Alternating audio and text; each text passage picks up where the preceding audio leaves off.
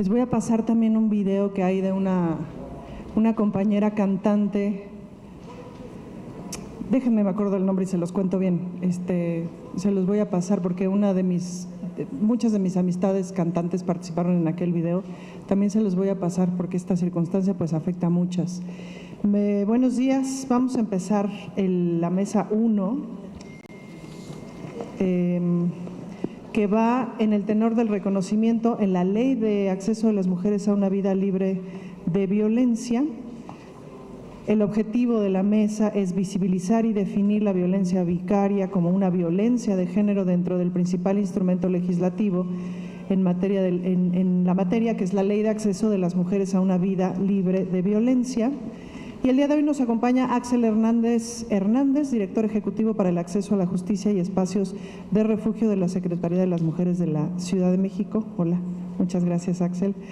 Margarita Castilla Peón, coordinadora técnica de la Oficina de Presidencia de la Comisión de Derechos Humanos de la Ciudad de México. Acá estás. Está Dafne Cuevas Ortiz, Equidad de Género AC, activista feminista.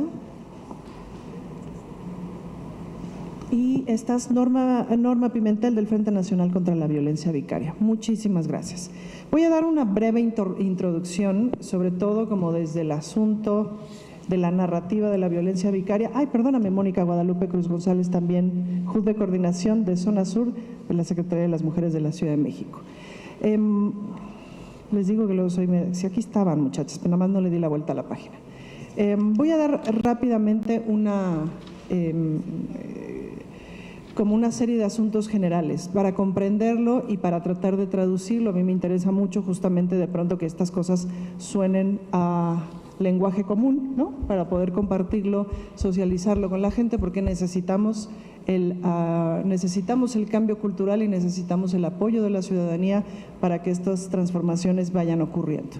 Entonces, tenemos la Ley de Acceso de las Mujeres a una Vida Libre de Violencia. Ahora, ¿por qué tenemos una ley específica para que las mujeres accedan a una vida libre de violencia? Pues es el reconocimiento de que las mujeres no accedemos a una vida libre de violencia no más así, sino que hay que hacer toda una ley, hubo que hacer toda una ley que visibilizara todos los tipos de violencia. Y la intención de la reforma legislativa que pretendemos es justamente colocar la violencia vicaria en esa ley. Es decir, no estamos hablando específicamente de la sustracción de las criaturas de cualquiera de las partes progenitoras, cuidado, etcétera. Estamos hablando específicamente de cuando esa sustracción es utilizada para violentarnos a las mujeres, es decir, utilizar a las criaturas para violentarnos a las mujeres. Entonces, eso nos pone a pensar en un montón de cosas que hay que pensar con perspectiva de género. Entonces, en el asunto de pensar con perspectiva de género, yo quisiera como colocarme en esta imagen, si me acompañan. Si nosotros estamos aquí reunidos, reunidas, etcétera, y entonces de repente sonara una alarma de que se está incendiando el edificio, pues tendríamos que salir corriendo, ¿no? Si no podemos salir corriendo, pero aquí hay un extintor, que por cierto no hay un extintor, no es cierto, que aquí hay un extintor, una manguera, no sé qué, pues seguramente nos tendríamos que organizar para apagar el fuego, etcétera, etcétera. Pero sería muy ilógico que si suena la alarma y gritan fuego, yo le dijera aquí a Axel, fíjate que quería comentarte. El otro día que fui por la secretaría, pensé, abajo ves que está enfrente de Milenio. O sea, sería absolutamente absurdo que yo perdiera el tiempo cotorreando con Axel porque estamos en una emergencia. Entonces, la declaratoria de alerta de género es justamente tocar una campana y decir, a ver, todo mundo, deténgase de lo que está haciendo y póngase los lentes de género. Es decir, todo lo que hacemos desde el Poder Ejecutivo, desde el Poder Legislativo y desde el Poder Judicial, tenemos que ponernos los lentes de género y nos los tenemos que poner rápido y nos los tenemos que poner con voluntad porque estamos en alerta, es decir, no estamos en una circunstancia normal, estamos en alerta. Entonces, en ese sentido, iniciativas como esta cobran un otro lugar. Y voy a poner un ejemplo muy sencillo de cómo se aplica o cómo tendríamos que empezar a pensar la perspectiva de género para una circunstancia así. Construimos fundamentalmente en esta cultura dos roles de género, el masculino y el femenino. En el rol de lo femenino, parte de la construcción cultural es establecer lazos emocionales. Ese es nuestro trabajo cultural, cuidar los lazos emocionales entre las personas. Somos las encargadas culturales de preservar el amor. Por supuesto que las feministas le peleamos un montón para romper esos cánones y etcétera, pero culturalmente las mujeres tenemos ese entrenamiento emocional para preservar, cuidar el amor y nos hemos ido especializando justamente en esos lazos emocionales. Del otro lado, en el rol de lo masculino, justo el entrenamiento va en sentido contrario. Justamente el entrenamiento va en los lazos emocionales no son tan importantes. Tu trabajo es justamente no preservarlos, sino construir unos otros lazos que tienen que ver con la conservación del poder, con la conservación del estado de las cosas. Por eso, cuando un señor deja de ver a sus criaturas 1 o 2 años, no necesariamente le cambia la vida, no necesariamente le desarticula hasta lo más intrínseco de su ser, porque está entrenado metódicamente, sistémicamente toda su vida para no construir lazos emocionales de esa manera. De eso hablamos cuando hablamos de masculinidades tóxicas. Es por eso los señores, al no construir lazos emocionales fuertes, importantes, etcétera, el relacionarse con las otras personas a partir de la violencia, pues es lenguaje común. Por eso el 88% de los asesinatos en el mundo los cometen hombres, de los asesinatos de mujeres y de hombres, justamente porque la preservación del lazo y del vínculo no está en la construcción de la masculinidad. Me queda claro que estamos en otros esfuerzos, con otras aspiraciones, etcétera. Pero por eso, romper el vínculo de una mujer con su criatura desestabiliza, rompe la personalidad, es como romperle la columna vertebral. Y romper el vínculo de una criatura con su progenitor, estoy hablando en generalidades, permítanme hacerlo, no genera tal rompimiento del estar en el mundo. La única vez que yo he tenido la suposición de que a lo mejor no iba a volver a ver a mis hijos, hijos de una pareja, hijos de una otra mujer, es decir, que no pasaron por mi cuerpo, pero que yo ya soy su mamá desde hace muchos años, la única vez que sentí que no los iba a volver a ver, no pude ni abrir la cortina de mi habitación, pues, ¿no? Y yo soy una señora bastante centrada, pues, ¿no? Entonces, la desestabilización que eso genera en nuestras vidas, en nuestros cuerpos, en nuestras psiques, en nuestras emociones, en nuestro estar en el mundo, tiene que ser considerada con perspectiva de género. Es ahí donde el interés superior de las criaturas tiene que ser considerado con perspectiva de género. No nos pasan las mismas cosas. Por eso es importante considerarlo también como una de las tantas, considerarlo y nombrarlo como una de las tantas violencias que se ejercen hacia nosotras. Entonces, es importante, claro, ¿cómo se hace eso en la legislación? Si la ley tiene que actuar parejo, pues no. Tiene que haber leyes específicas para poblaciones vulnerables o para poblaciones en ciertos estados de vulnerabilidad de acuerdo a ciertas circunstancias. Y en este mundo, como lo conocemos todavía, las mujeres estamos en una relación de vulnerabilidad con respecto a los hombres. Eso se llama patriarcado. Entonces, es importante que tengamos toda esta, que lo tomemos en consideración. Hemos escuchado a muchas mujeres decir, no puedo entender, me da asfixia entender cómo este señor hace 1 año y medio que no ve a sus hijos. No lo entiendo. No entiendo cómo no está afuera de la casa, de donde están las criaturas, haciendo algo, un meeting, poniendo casas, algo, me explico, no lo entiendo. No entiendo cómo de pronto pueden desprenderse de esa manera. Y en la Ciudad de México, 2 de cada 3 señores fueron por cigarros y se desprendieron de otra manera. Ayer decían las compañeras en el otro foro, 35 millones de jefas de familia, de familias de a jefa de familia, y ellas decían, ajá, 35 millones de padres ausentes.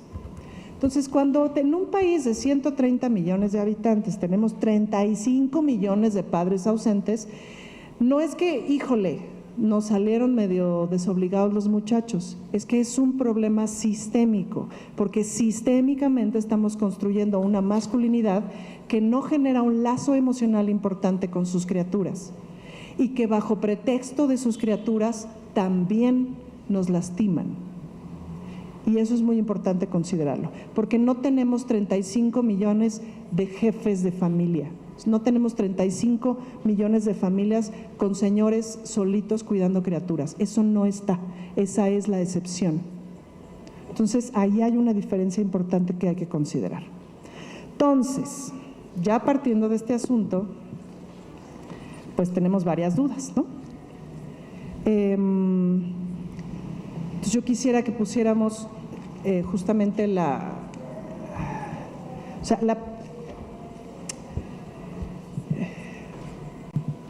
en esta mesa lo que nos corresponde trabajar, no solo qué elementos debe contener la definición de violencia vicaria, sino entender si la consideramos un tipo o una modalidad de violencia.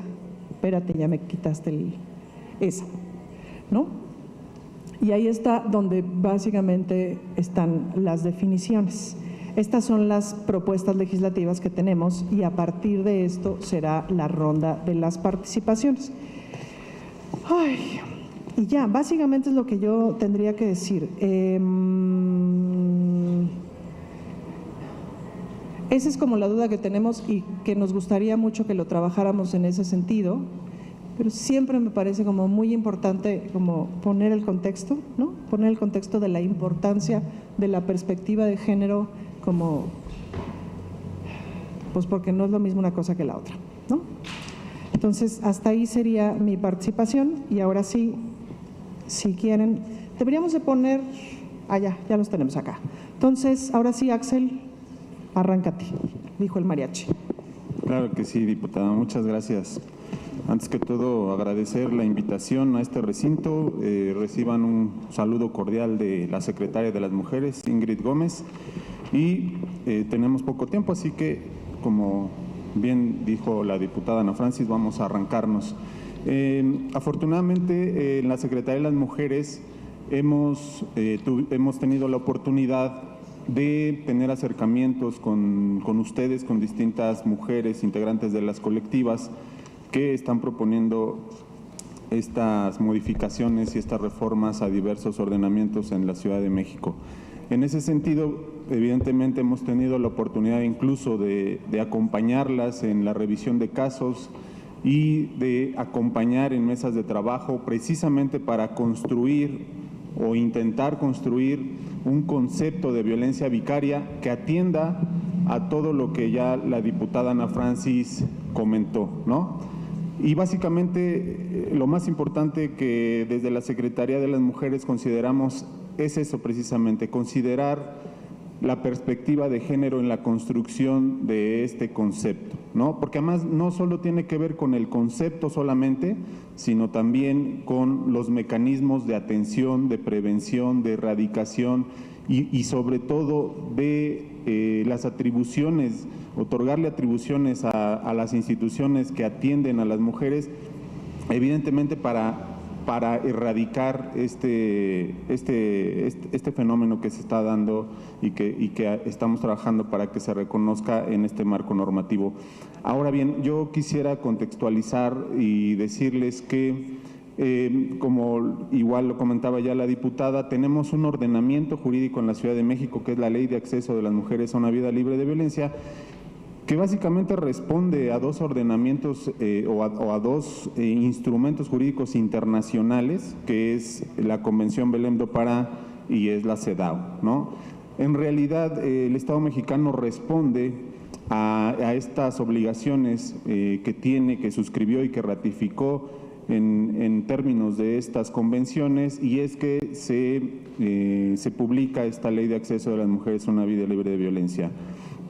Ahora bien, un poco haciendo esta revisión con ustedes mismas de todos los casos, hemos tenido la oportunidad de revisar oportunamente el origen del concepto, que si me lo permiten voy a referirlo. Ustedes mismas nos compartieron de esta mujer psicóloga Sonia Bácaro, que acuñó el concepto de violencia vicaria y que, si me lo permiten, voy a hacer referencia a él porque es importante retomar en muchos aspectos este concepto, precisamente porque tiene que ver con incluir la perspectiva de género. Y bien, la psicóloga acuñó este concepto y básicamente lo hace de esta forma.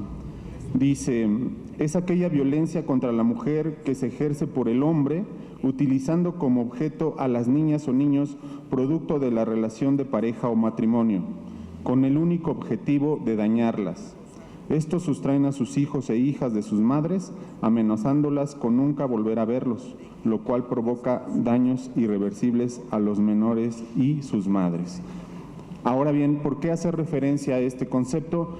Porque desde la Secretaría de las Mujeres consideramos que el concepto incluye la perspectiva de género, está hablando de una violencia machista, de una violencia contra las mujeres, y en ese sentido, una de las conclusiones a las que hemos llegado desde la Secretaría de las Mujeres es que desde luego que se tiene que incluir la violencia vicaria en este instrumento jurídico que es la Ley de Acceso de las Mujeres a una Vida Libre de Violencia, pero precisamente como es un ordenamiento que protege los derechos humanos de las mujeres y que además nos establece y nos señala los conceptos y los tipos y las modalidades de violencia, consideramos que se tiene que establecer, que se tiene que señalar en este ordenamiento la violencia vicaria, pero como una violencia machista, ¿no?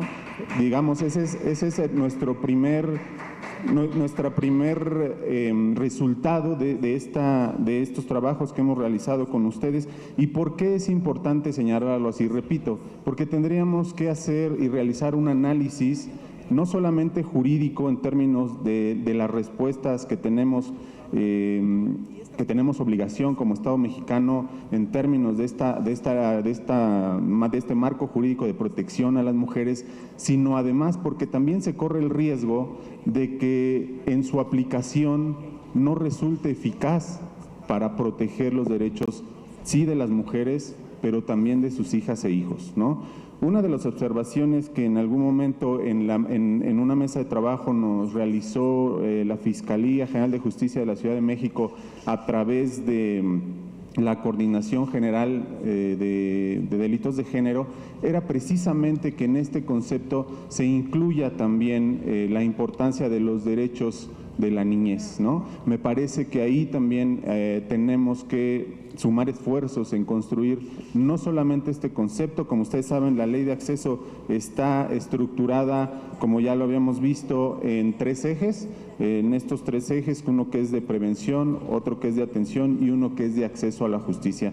Y precisamente tenemos que trabajar, se tiene que trabajar en la construcción no solo del concepto, sino también brindarle estas herramientas en términos de estos 3 ejes, tanto al eje de prevención, porque no es cuestión solamente de visibilizar la violencia vicaria, sino también de contar con mecanismos para prevenirla, contar con mecanismos para atenderla, y eso incluye brindarle y dotar de atribuciones a las diversas instituciones que atienden a las mujeres y a los niños y niñas.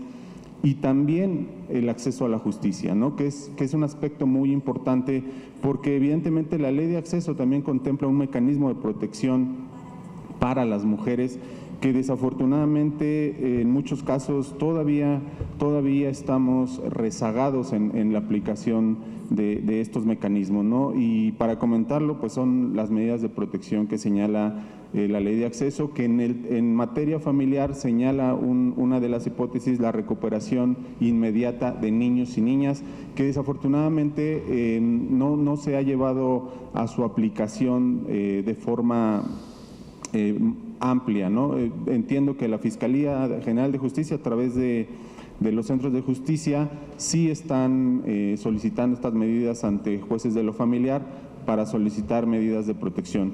Y de ahí la importancia no solamente de incluir esta violencia vicaria, que ahora la conocemos como esta forma de violencia hacia las mujeres.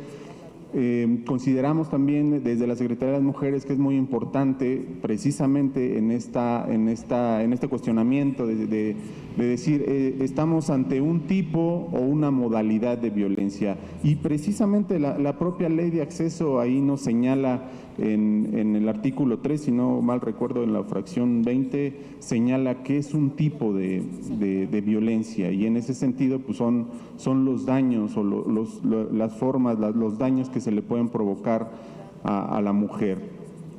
Consideramos desde luego a través de estos trabajos que hemos llevado a cabo que sería importante señalarlo como un tipo de violencia, porque si lo tratamos como una modalidad, lo estaríamos centrando también dentro de la violencia familiar.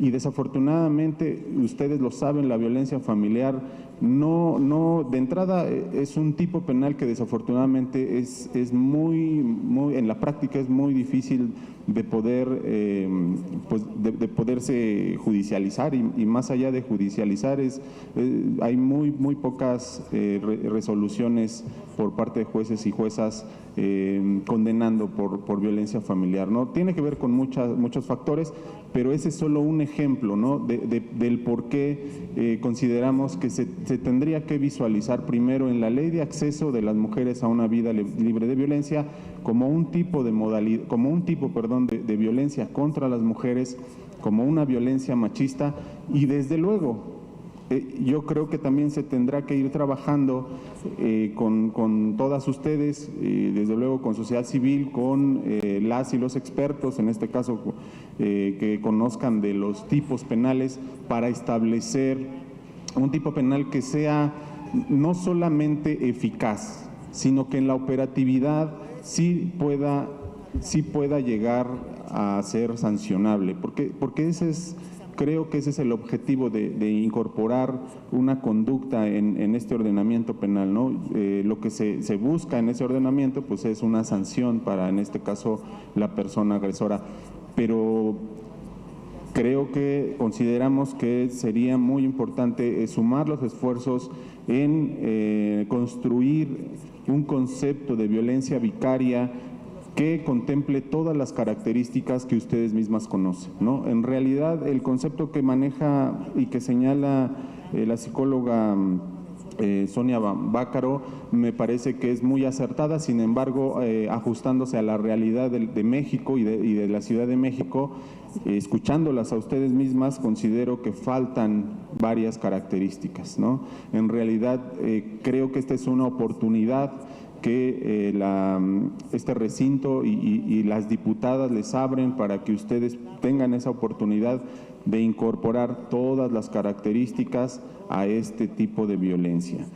¿Por qué? Pues porque si se mira este concepto solamente de forma superficial, de tal forma que visibilicemos solamente una sustracción o una retención, sin mirar el contexto de la violencia de las mujeres, en realidad estaríamos ahí cometiendo un gran error, ¿no? Lo importante de visibilizar el contexto, de visibilizar las características, porque consideramos que la violencia vicaria en muchos casos incluye varios tipos y modalidades de violencia, pero además también a veces es el resultado de todos esos tipos y modalidades de violencia. Entonces, básicamente, repito, creo que sería importante incorporar o construir este concepto a partir de considerarlo como una violencia machista, apegándose sí un poco a lo que ya la psicóloga Sonia acuñó, pero además sumando estas características que ustedes mismas han compartido y que sería importante trasladarlas al marco jurídico de la ley de acceso. Ahora bien, solo quisiera comentar también que como parte de este acompañamiento que realizamos a las diversas mujeres integrantes de las colectivas, identificamos que también la violencia vicaria contempla, si bien varias características, también contempla o implica el que las instituciones, no solamente de la ciudad, sino de los estados, estemos en coordinación, ¿no? Y hablo específicamente de fiscalías y de tribunales superiores de justicia. ¿Por qué? Porque precisamente hay casos en donde sustraen a los niños o a las niñas aquí en Ciudad de México y se van a otros estados y ya es de verdad, se encuentran y se enfrentan a muchos obstáculos para poder lograr una vinculación, ya no digamos del propio niño o niña, ¿no? Sino vinculación del caso para poder acceder a esa justicia. Por otro lado, también lo que observamos y que es muy importante señalar aquí son las simulaciones jurídicas, ¿no? Hemos identificado que hay muchas simulaciones jurídicas y cuando digo simulaciones jurídicas me refiero a que se inician carpetas de investigación sin sustento por parte de los agresores o que se inician procesos de lo familiar sin sustento, ¿no? Y todo esto con la finalidad de obstaculizar o de retardar que las mamás tengan contacto, comunicación con sus hijas e hijos. De ahí la importancia de mirar este concepto de violencia vicaria con todo lo que implica, con todas las características para que pueda ser eficaz en su operatividad. Otro de los aspectos que me parece muy importante resaltar es este tema que comentaba la diputada en el sentido de revisar, si bien sabemos que hay un efecto en los niños y en las niñas, un efecto negativo en los niños y en las niñas que son separados de sus mamás y sobre todo de sus madres, tendríamos que revisar, porque hay estudios, sobre todo en Estados Unidos, que están proponiendo que estos niños que son separados de sus mamás, muchas veces de adultos, o la gran mayoría, cuando son adultos, son personas que generan violencia, ¿no? Entonces, también tendríamos que poner atención en todo este daño sistemático que decía la diputada, que se está provocando en los niños y en las niñas, ¿no? Las consecuencias fatales también, porque en algunos casos han terminado, como ustedes saben, han terminado en quitarles la vida a los niños o a las niñas o incluso a las madres. De tal forma que, repito, sería muy importante que ustedes participen en esta construcción tomando en cuenta todas estas características sin perder de vista la perspectiva de género, porque repito, es muy importante para un ordenamiento como es la ley de acceso de las mujeres a una vida libre de violencia que se establezca este tipo de violencia contra ustedes y sí, desde luego contra los niños y las niñas. Pero repito, creo que los esfuerzos tendrían que estar centrados primero en que en la ley de acceso se pueda aprobar esta reforma, este concepto, incluyendo todo lo que tiene que ver con los tres ejes, tanto de prevención, de atención y de acceso a la justicia, y creo que posteriormente se puede ir avanzando en la construcción de un tipo penal o de alguna reforma al Código Civil en materia familiar. Pero la base, consideramos desde la Secretaría de las Mujeres que la base, desde luego, es la ley de acceso. Y repito, y lo subrayo, tendría que ser señalada como una violencia machista. Ahora bien, creo que ahorita que comentaba la diputada el tema de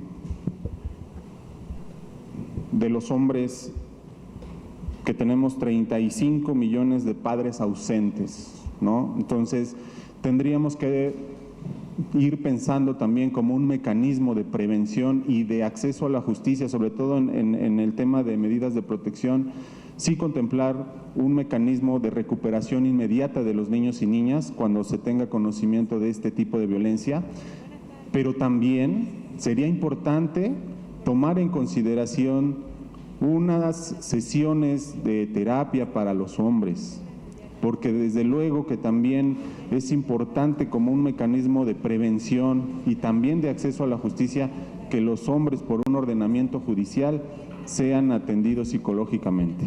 ¿Para qué? Pues para evitar este desprendimiento. Creo que también ayudaría a que asuman el papel este papel de padre responsable, que asumieran el cuidado también de los hijos y de las hijas, desde luego siempre con responsabilidad y evitando un daño o un sufrimiento hacia las mujeres. Entonces, por mi parte sería cuanto. Estaré atento a las preguntas para responderlas. Gracias, diputado. Muchísimas gracias, Axel. Gracias.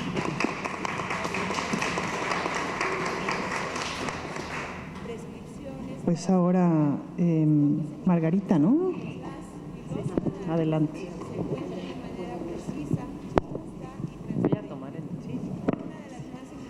Bueno, buenos días a todas, todos, todes. Representación de la presidenta de la Comisión de Derechos Humanos, Nacheli Ramírez.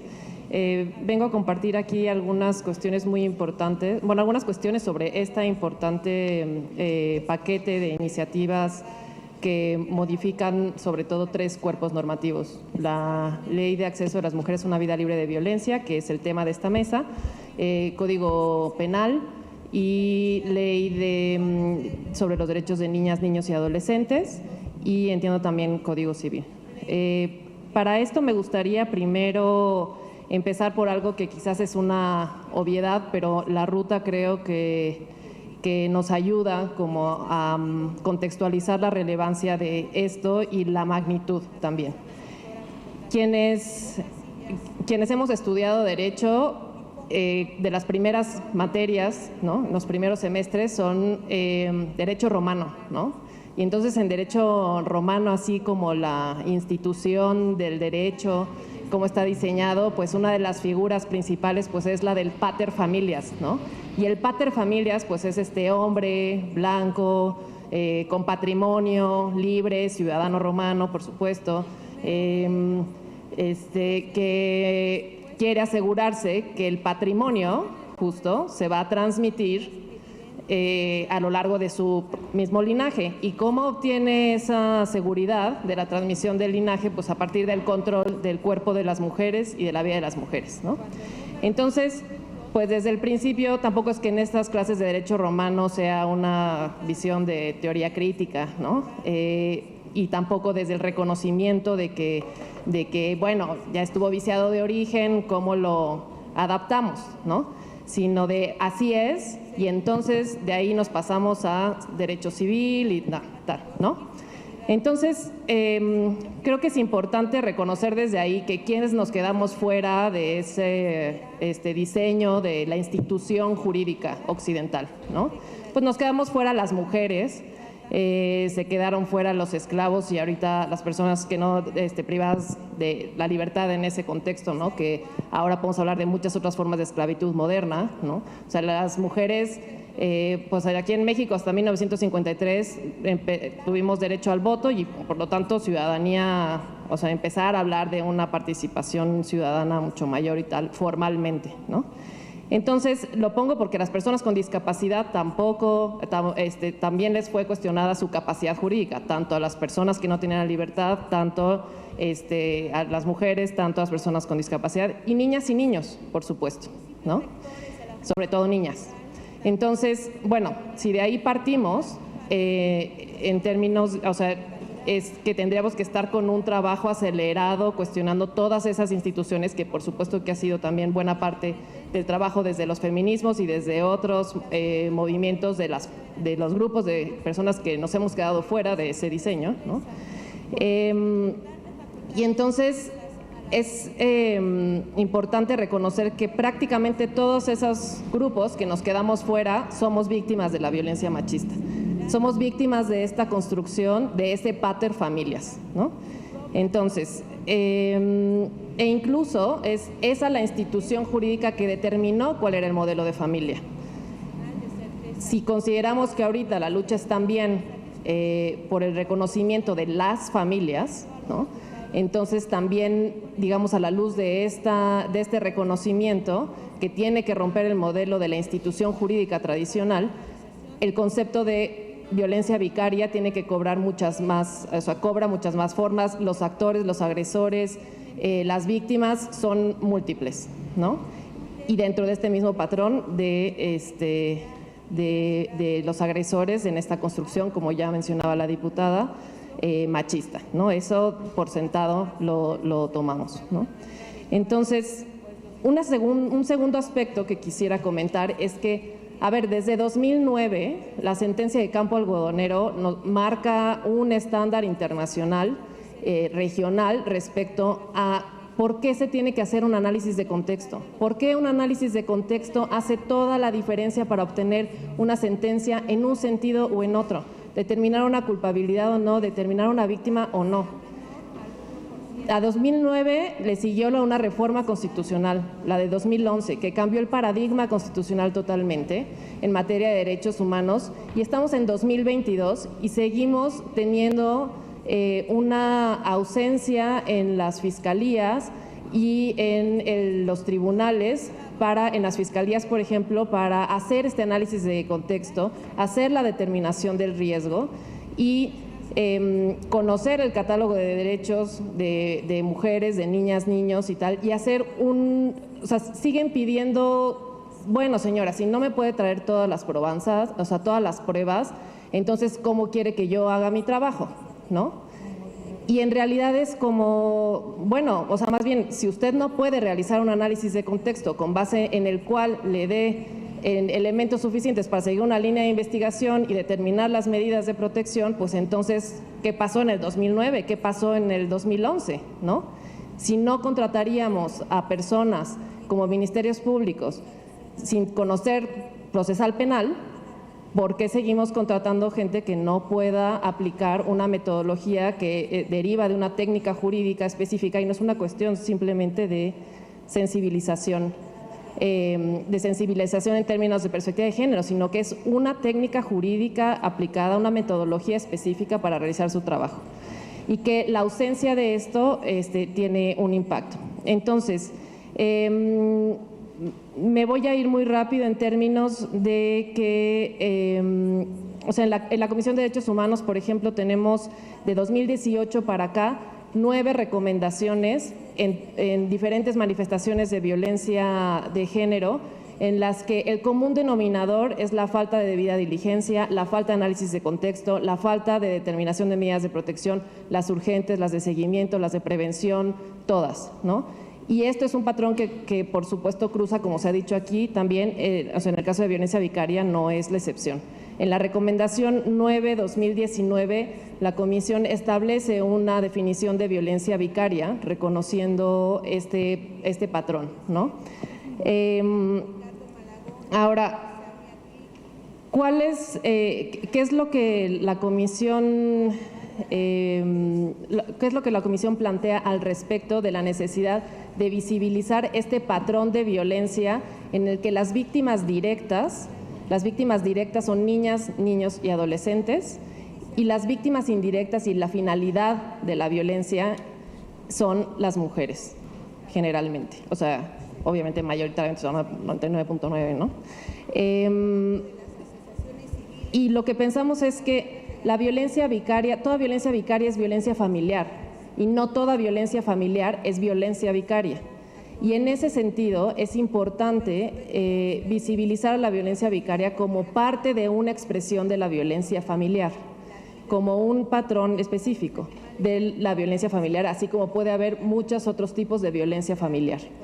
En ese reconocimiento, en ese apartado de violencia familiar es importante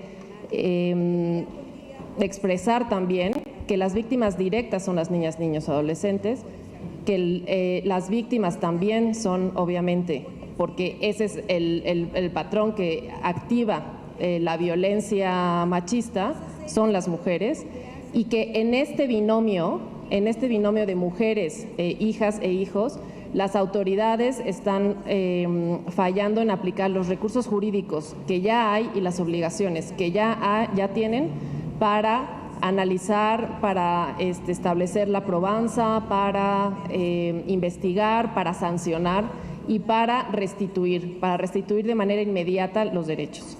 Entonces, en ese sentido, específicamente en la ley de acceso a las mujeres a una vida libre de violencia, consideramos de muchísima relevancia, por supuesto, visibilizar esta violencia vicaria dentro de la violencia familiar. Y aquí retomar también esto que decía al inicio, que quienes estamos fuera y quienes hemos sido, los grupos que han sido víctimas de la violencia machista, que se quedaron fuera de este modelo tradicional de la institución jurídica, tienen que estar contemplados dentro de el ejercicio de la violencia y por lo tanto el paquete integral que incluyen estas iniciativas es de la mayor relevancia, que hay que fortalecer las obligaciones, las sanciones que haya a personas servidoras públicas por no contar con estos mecanismos para aplicar desde la técnica jurídica la perspectiva de género y el enfoque de niñez. Y que además recordar que uno es el enfoque diferencial, que nos permite reconocer que hay un impacto diferenciado de cada una de las acciones u omisiones en función de las características de las personas, en este caso niñas, niños y mujeres. Ese es el enfoque diferencial, reconocer ese impacto. Pero el análisis interseccional invita a reconocer que se acumulan, ¿no? Que no se suman aritméticamente esos impactos, sino que se acumulan esos impactos y aumentan. Entonces, ese análisis interseccional tiene que aplicarse también. Así que en ese sentido, como también fortalecer en términos de la probanza, y con esto termino, en términos de discriminación, por ejemplo, pensemos en discriminación de mujeres embarazadas en el trabajo, terminar la relación laboral por estar embarazada. Hay una cuestión jurídica que es invertir la carga de la prueba. O sea, en discriminación laboral en general es invertir la carga de la prueba. ¿Por qué?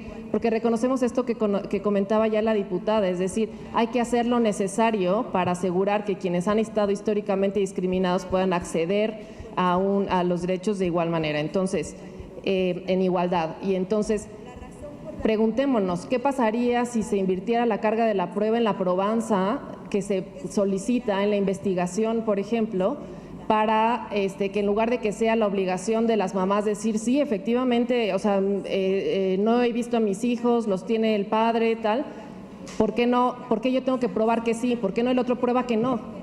¿No? Entonces, son herramientas que pueden fortalecer jurídicamente también estas obligaciones que ya tenemos desde hace mucho y en las cuales estamos en omisión. Así que, bueno, la comisión queda pendiente y como muy dispuesta a todos estos trabajos. Muchas gracias.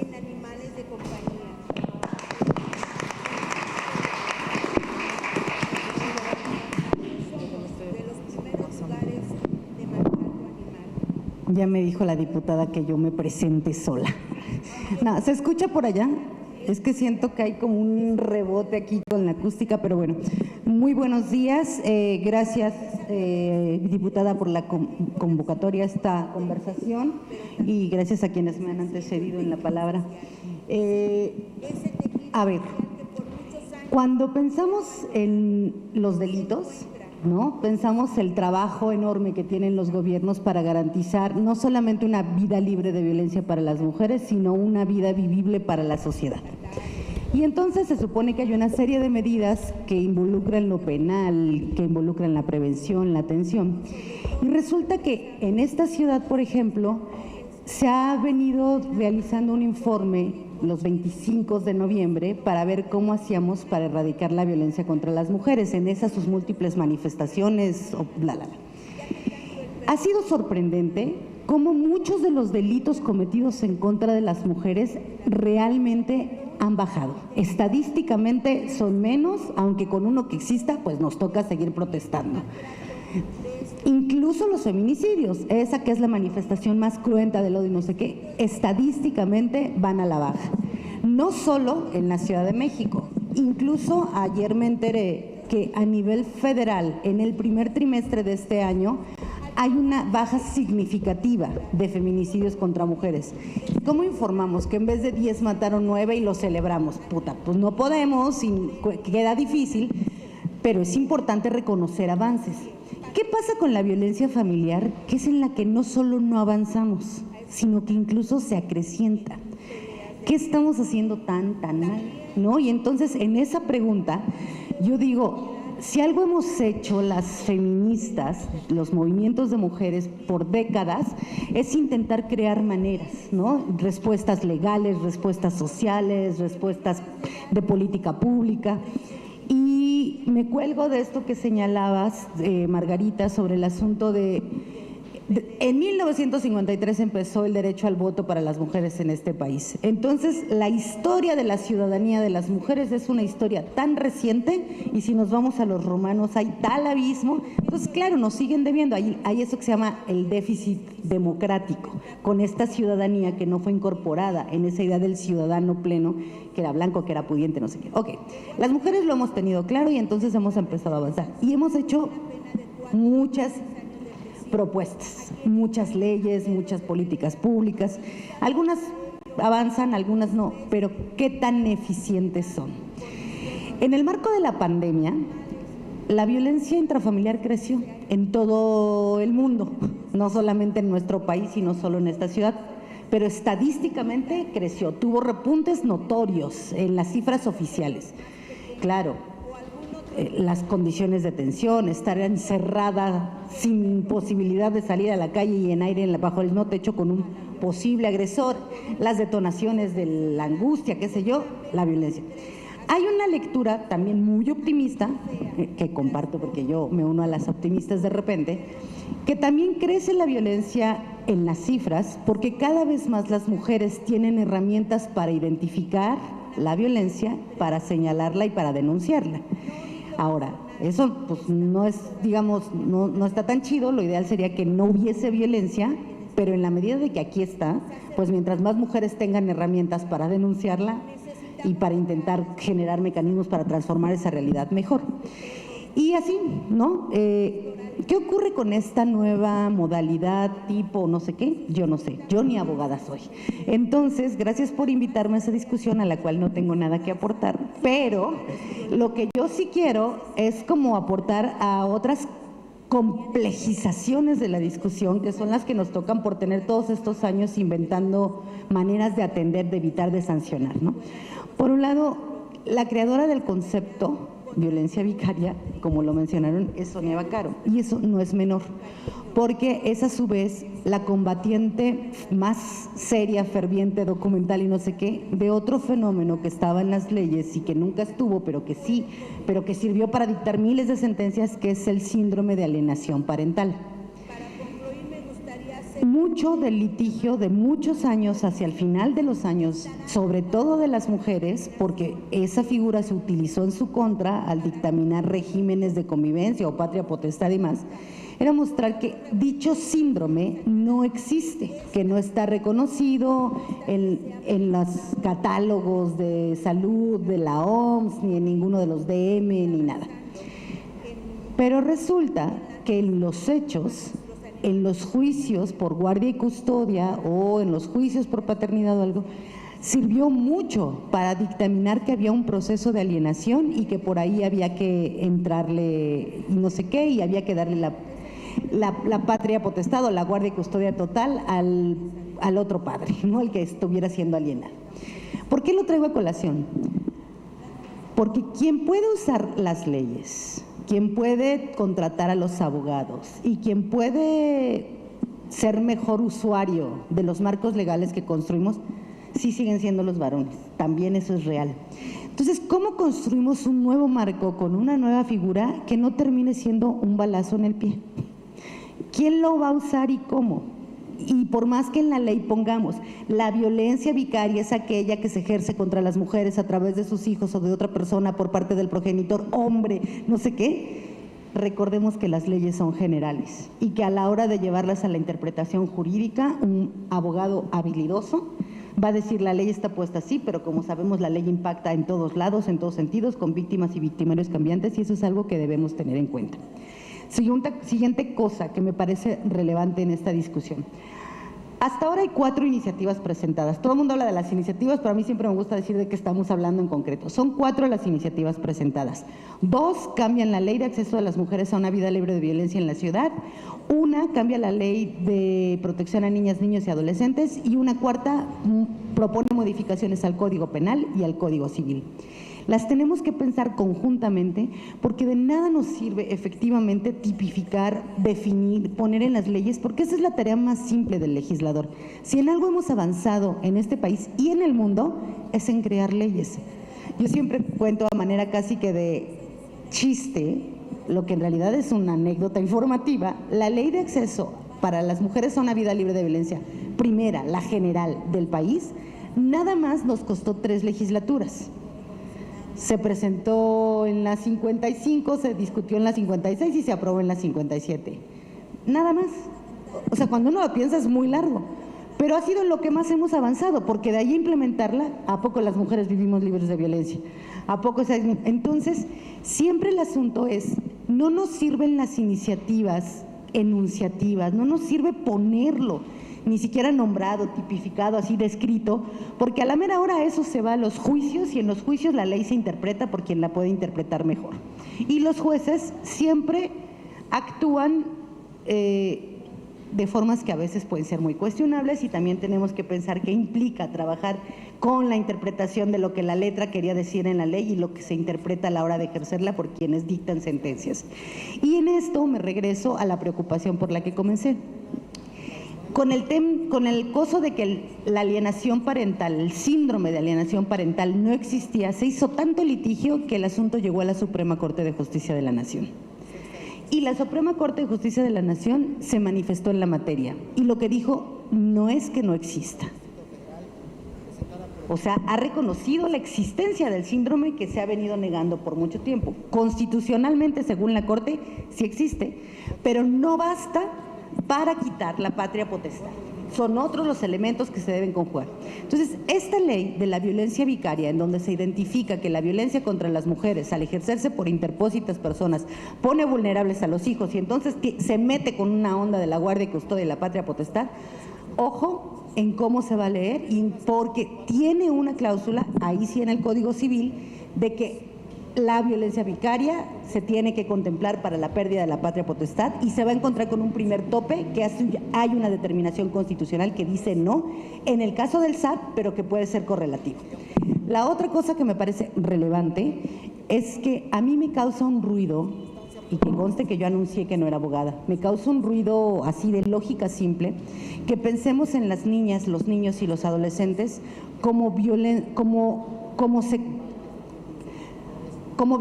secundarios, ¿no? Como víctimas colaterales de una violencia dirigida a la madre. Me causa ruido porque así sea para dañar a la madre, si matan a tu hija, que te va a dañar hasta no me lo puedo ni imaginar, pero a la que mataron es a ella y es una persona. Entonces, de alguna manera, la medida me asusta en términos de diluir al titular de la violación de derechos, al titular de la violencia recibida o de las agresiones, que aunque tenga la maldad detrás de es para chingarte a ti, pero a quienes están agrediendo, a quienes están violentando, a quienes están asesinando, es a las niñas, niños y adolescentes. Entonces me pregunto cómo le entramos, como muy bien, a salvaguardar, porque justo la parte más débil de las 4 iniciativas presentadas, me parece, es la de niñas, niños y adolescentes, en cómo los colocas como sujetos de derecho, ¿no? Y como víctimas principales. Por último, en términos estos de todas las cosas que nos preocupan y sobre las que nos toca pensar, ya tenemos la experiencia anterior de que las mujeres han sido les ha sido impedida la convivencia con los hijos a partir de la idea de la alienación parental. ¿Qué más podríamos hacer, además de poner las letras en A y además de señalar que el agresor es el padre y la víctima es la madre, para intentar que eso no ocurra? Y eso pasa por cómo está el asunto de la procuración de justicia. Y creo que las reformas de nueva cuenta nos llevan a revisar cómo está operando el acceso a la justicia para las mujeres y para las personas en esta ciudad. Sigue siendo un ámbito grandísimo de impunidad, sigue siendo un ámbito alejado de todo lo que se construye en términos de la idea original con la que la ley se puso a discusión. Y entonces, ¿qué vamos a hacer? Porque paralelamente a que se tipifique o se ponga ahí que no se puede, que es una violencia específica, bla, bla, bla, los jueces sigan otorgando, por ejemplo, regímenes de convivencia con niños o niñas con las que se ha probado que viven un riesgo y que hay violencia expresada. Entonces, eso no lo estamos tocando ahora en las iniciativas, que es exactamente la congruencia entre la administración de justicia y entre lo que tiene que ver con el ámbito penal y el ámbito de lo familiar. Sé que son muchas preguntas, pero siempre me parece que el demonio que enfrentamos es tan serio que nos toca preguntarnos cosas de cómo le hacemos, ¿no? Gracias.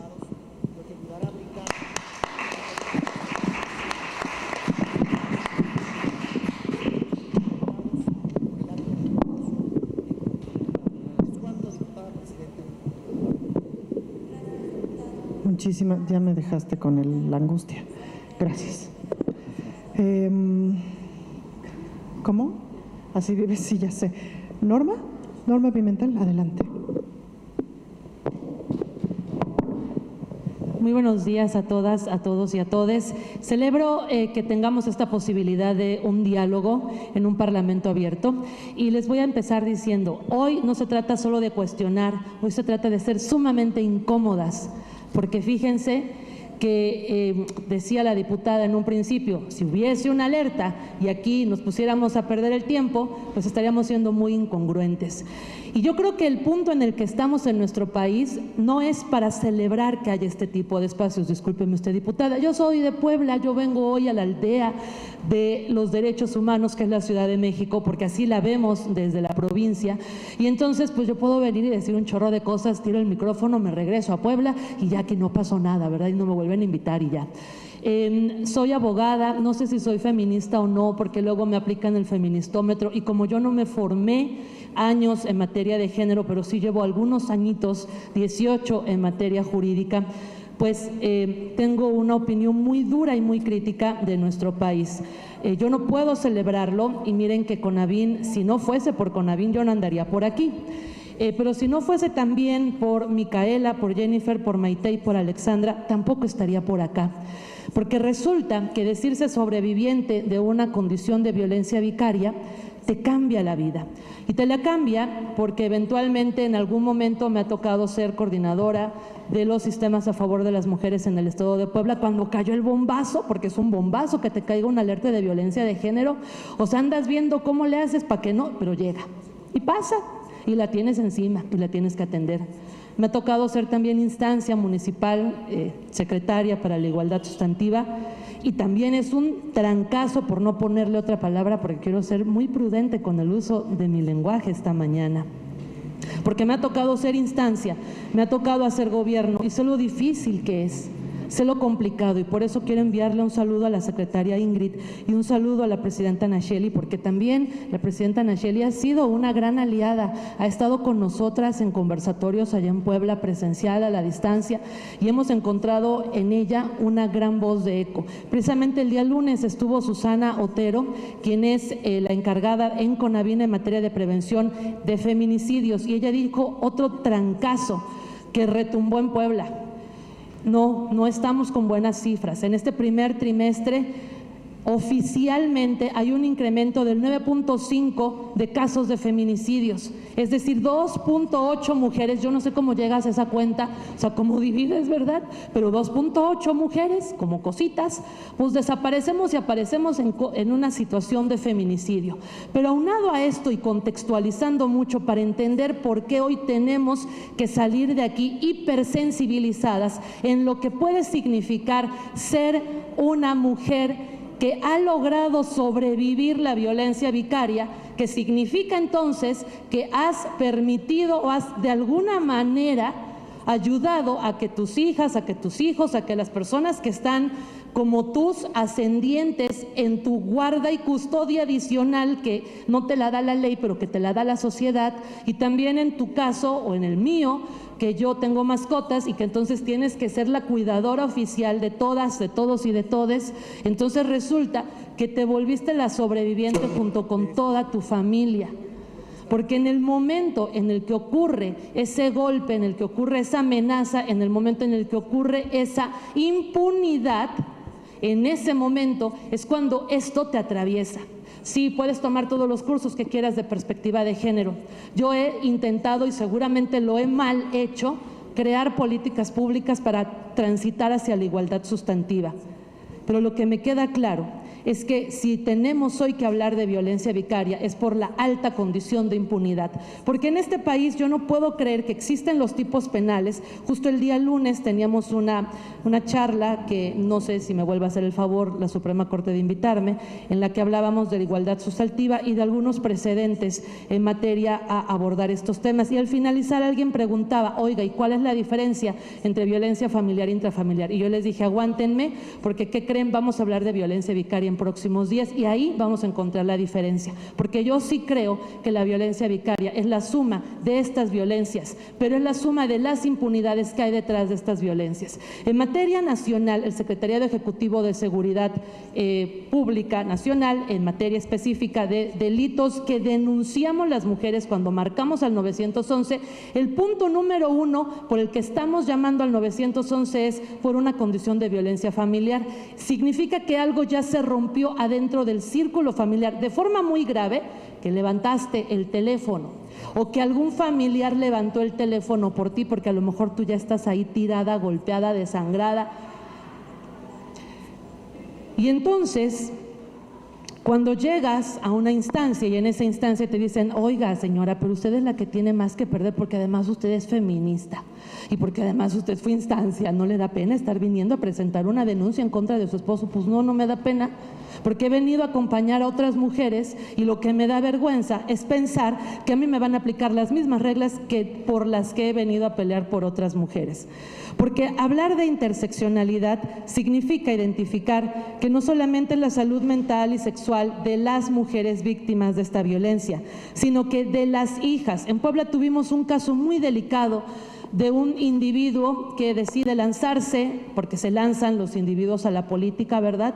Y entonces resulta que aparecen denuncias de las colectivas y de la mamá, por cierto, ya amenazada, agredida por todos los escenarios que se les ocurran, y casi un intento de feminicidio. Digo, ¿por qué casi? Porque no se pudo comprobar en una carpeta de investigación de esta forma.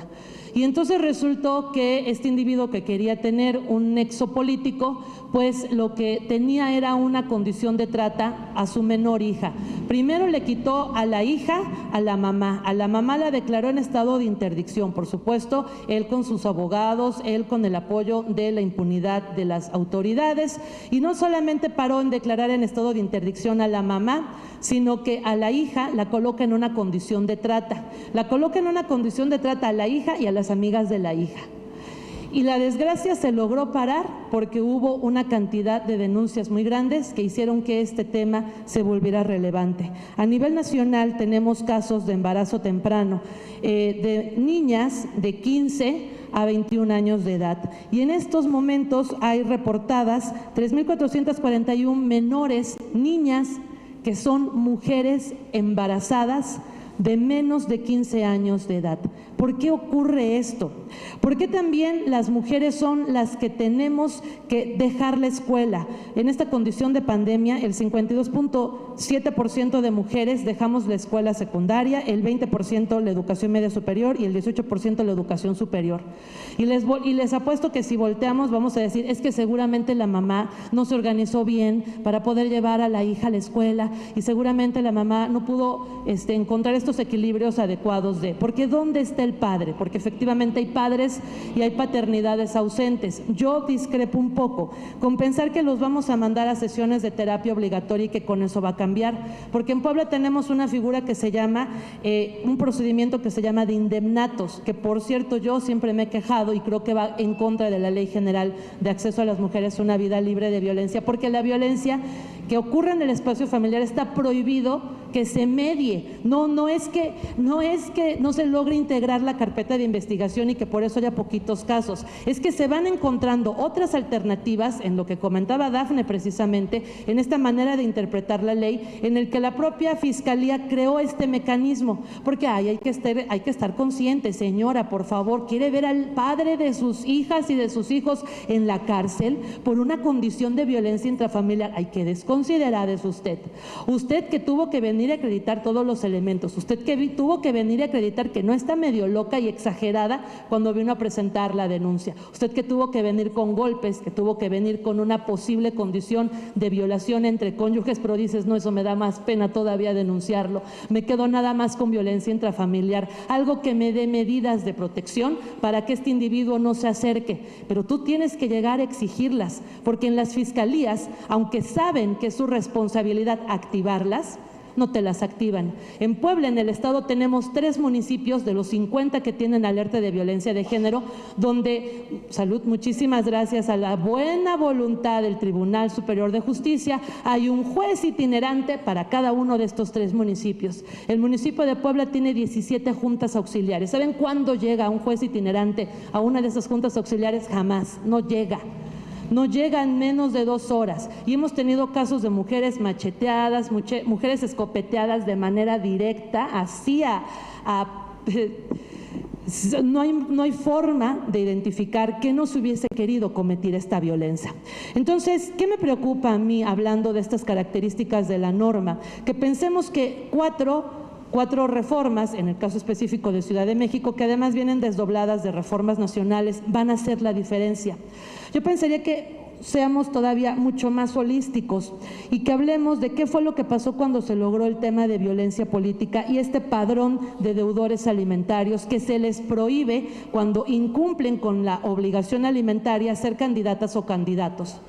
¿Por qué no tener entonces, y lo hemos comentado con Micaela como coordinadora nacional del Frente, tener estos padrones de agresores, estos padrones de autoridades que generan estos actos de impunidad, estos padrones de abogados y abogadas y de despachos que prestan sus servicios? Porque fíjense, el individuo se puede declarar en una condición de insolvencia económica, que además es fraude a la ley, porque si revisamos los antecedentes, y para eso el uso de las tecnologías de la información, y sin ni modos, aunque tengamos que reformar un montón de leyes y reformemos la materia fiscal y la financiera, sí, porque si nos hacen búsquedas para saber si puedo ser o no sujeta de un crédito, ¿por qué no a ellos también llevarlos a este nivel? Pero a sus abogados y abogadas y despachotes grandotes que llegan y que te amenazan y te dicen, oiga, mejor siéntese a otra mesa de mediación, sea usted prudente, porque insisto, usted siempre va a tener más que perder, porque este sistema patriarcal a quien va a señalar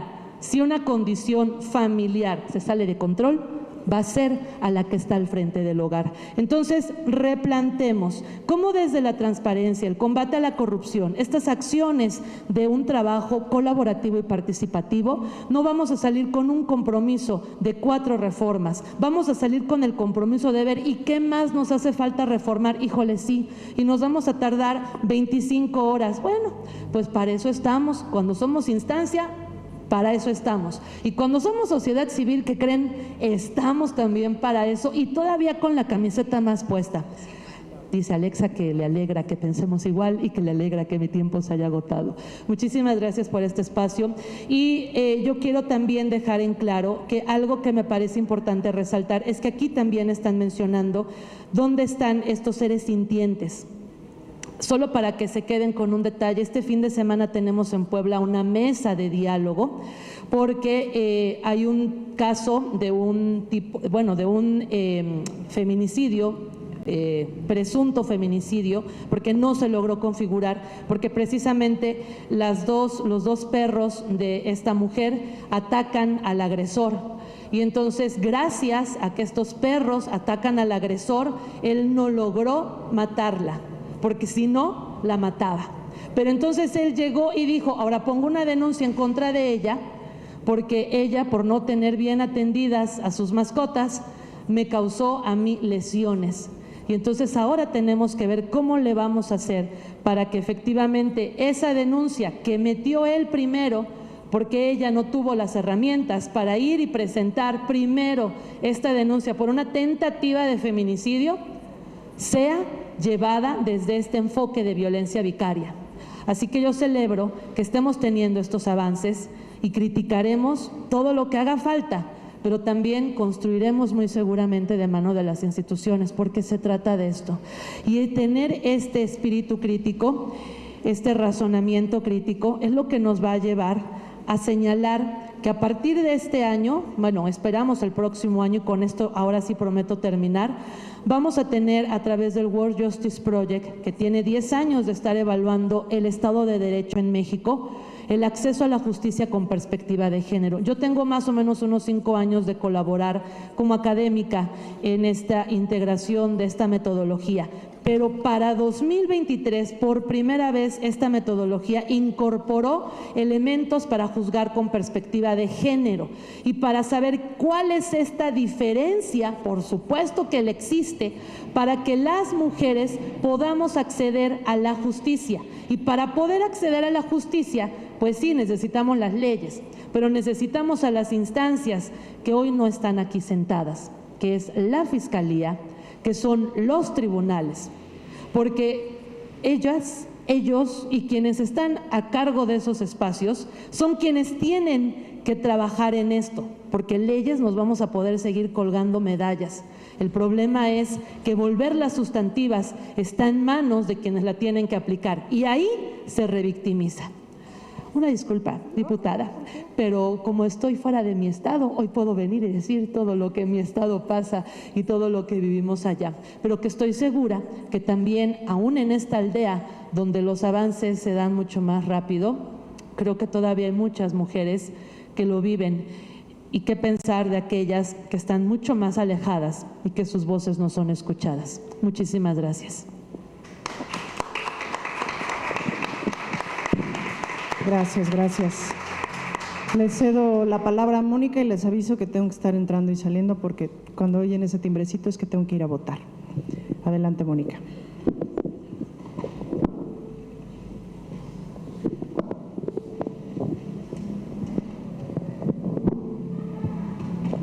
Muy buenas tardes a todas y a todos ustedes.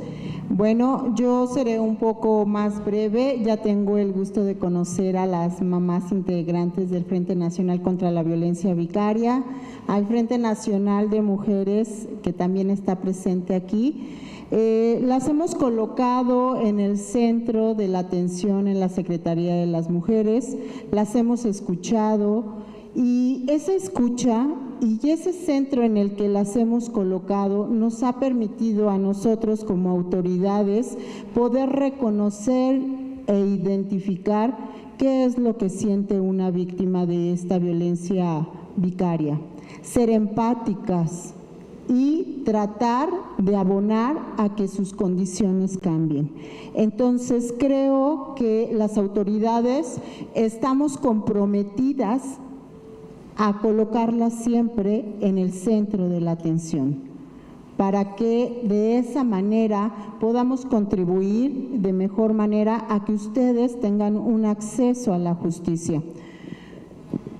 Asimismo, hemos identificado la necesidad que hay de hacer participar a todos los operadores en la atención a las mujeres, que ellos estén presentes siempre para que logren identificar lo mismo que desde la Secretaría de las Mujeres en los trabajos que hemos tenido en las mesas, lo puedan visualizar, entender precisamente qué es la violencia vicaria y abonar a que ésta sea identificada y replicada en todas las instituciones. La importancia de la coordinación entre instituciones también es algo que se requiere porque en cuanto más tengamos una coordinación institucional que nos permita brindar atención integral a las víctimas, no desde el aspecto penal, familiar, psicológico, este tiene que ser integral y tenemos que buscar los mecanismos de coordinación para lograr casos exitosos.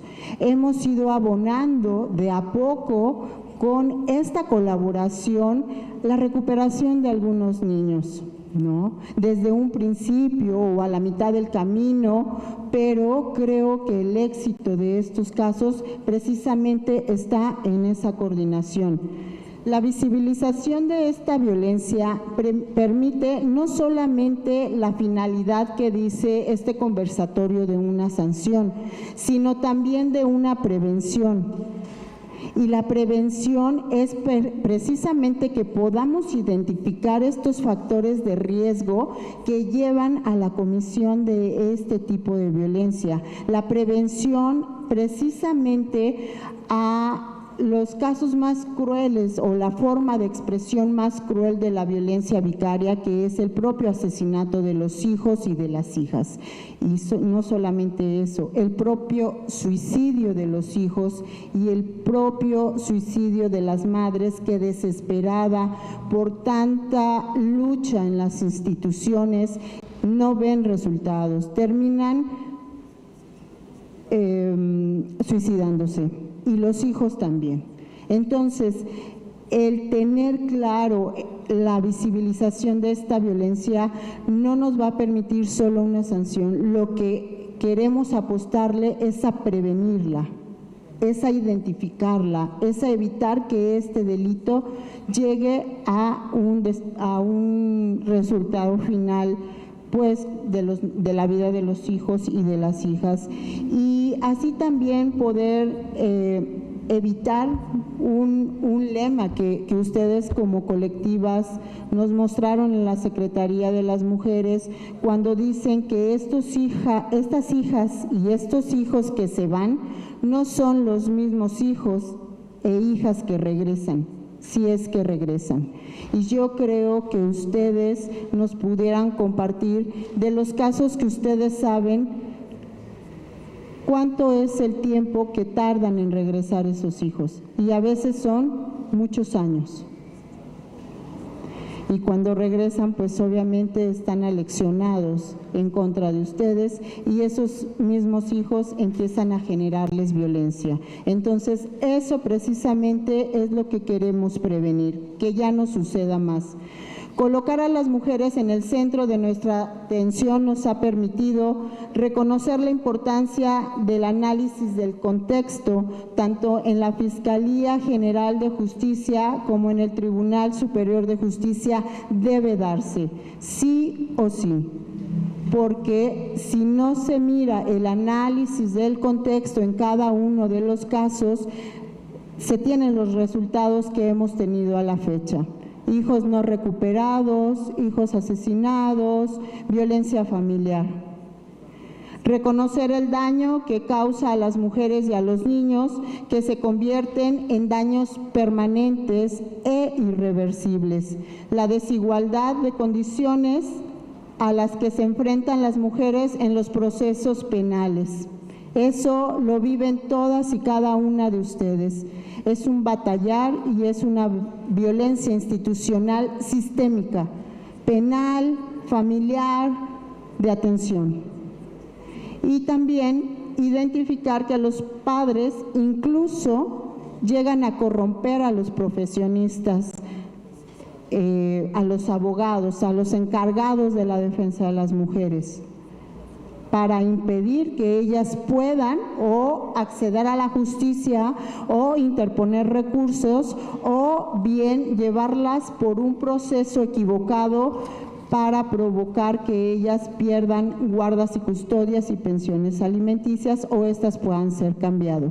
Entonces, para mí, mis conclusiones es colocarlas a ustedes en el centro de la atención de todas las instituciones, es lo que permitirá los avances y la identificación de esta violencia. Muchísimas gracias.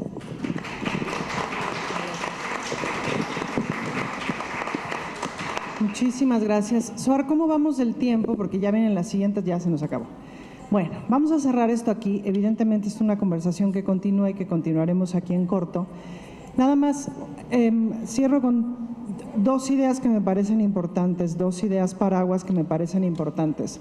La primera es como un poco comprender en términos del contexto que así como el neoliberalismo ha hecho, no solamente en México, sino en el mundo, que los pobres sean más pobres y que los ricos sean más ricos, y que esto funciona como jugar turista, es decir, gana el que tiene todas las propiedades, todos los hoteles y todas las casitas. No se reparten, no hay primero, segundo y tercer lugar, no. Hay un ganador y esa es la lógica neoliberal y esa es la lógica con la que se mueven también los roles de género. En ese sentido, esto está acentuado. ¿No? Hemos ido viendo cómo esto se acentuó y cómo apenas viene el frenón de esta bala de la violencia en general, que apenas viene el frenón y apenas vienen, ¿no?, algunos avances y apenas vamos echando para atrás.